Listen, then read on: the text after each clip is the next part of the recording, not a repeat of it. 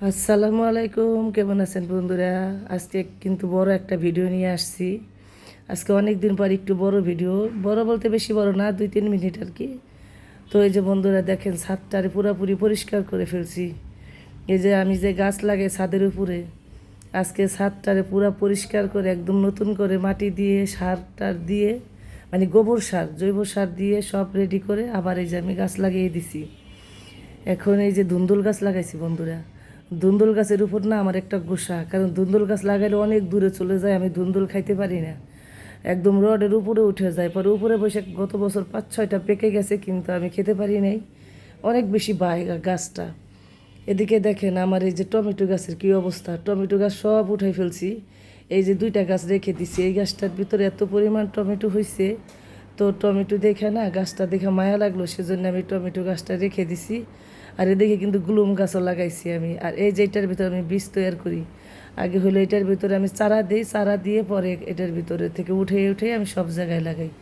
এদিকে কলমি শাকও লাগাইছি, আর বড় টবে 3টার ভিতরে শুধু ধুন্দুল গাছের চারা লাগাইছি আর কি।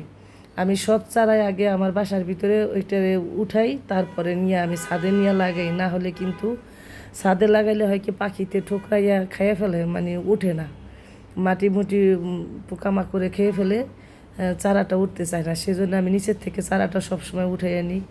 আর এদিকে আমার এই যে পেঁপে গাছের কী অবস্থা বন্ধুরা দেখেন, পেঁপে গাছে সবগুলাতে এরকম ফুল ফুটছে। এখন এগুলো থেকে তো পেঁপে হবে কি না আমি বুঝতে পারতেছি না। আমি কিন্তু ইউটিউব দেখে পেঁপে গাছ পুরা ফেটে দিছি, নিচে ফেরে মানে পুরো 4 ফালা করে দিছি। তারপরও তো দিছে, তাও মনে করে 1 মাস হয়ে গেছে, এখনও কিন্তু পেঁপে হয় নাই। এদিকে কিন্তু একটা উস্তা গাছ মাশাল্লাহ খুব সুন্দর হয়েছে। উস্তা গাছ না, এটা হলো করল্লা গাছ। বাজার থেকে করলা আনছে, তো একটা করলা একটু বাড়তি ছিল, ওইটার থেকে আমি বীজ নিয়ে লাগাইছি, এই যে গাছটা হয়েছে। না তো ওই যে একটা ফুল গাছ, মানে এই ফুল গাছ আমি পানি দিই না কখনই, কিন্তু তারপরে ফুল ফুটবে। এই গাছগুলো এত ভালো, মানে তুমি পানি দেওয়া না দেওয়া অযত্ন অবহেলায় সে সুন্দর ফুল দেয়। তো ওই যে মরিচ গাছও লাগাইছি, এবার বেশি মরিচ গাছ লাগাবো, মরিচ যেহেতু দাম বেশি, মরিচই খাবো, কী আছে আর জীবনে। আর এদিকে যে টমেটো গাছটা, এত টমেটো, মানে এখনও 2 কেজির উপরে আছে টমেটো গাছে।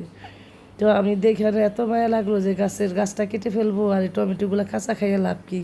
আচ্ছা পাকুক আস্তে আস্তে। কিন্তু দেখেন বন্ধুরা, গাছটা কিন্তু মরে যাচ্ছে, কিন্তু টমেটো ওইভাবেই আছে। আর এদিকে যে পুদিনা পাতা হচ্ছে, পুদিনা পাতা গাছও লাগাইছি। আর এই যে বন্ধুরা দেখেন, এই যে পেঁপে গাছ নিয়ে সবচেয়ে বেশি কষ্টে আছি। পুঁই গাছ লাগাইয়া দিছি, এখন এই পেঁপে গাছে কি ফল ধরবে কি ধরবে না আমি বুঝতে পারতেছি না। পেঁপে গাছ নিয়ে শুধু আমি কষ্ট করতেছি, 5টা 6টা সব গাছে এরকম ফুল ফুটছে। এখনই কি এই পেঁপে গাছে পেঁপে হবে কি না, যদি কেউ জেনে থাকেন বন্ধুরা আমার একটু বুদ্ধি দিয়েন তো, কি করা যায়, নাকি কেটে ফেলবো? তো কেমন হলো বন্ধুরা আমার ভিডিও?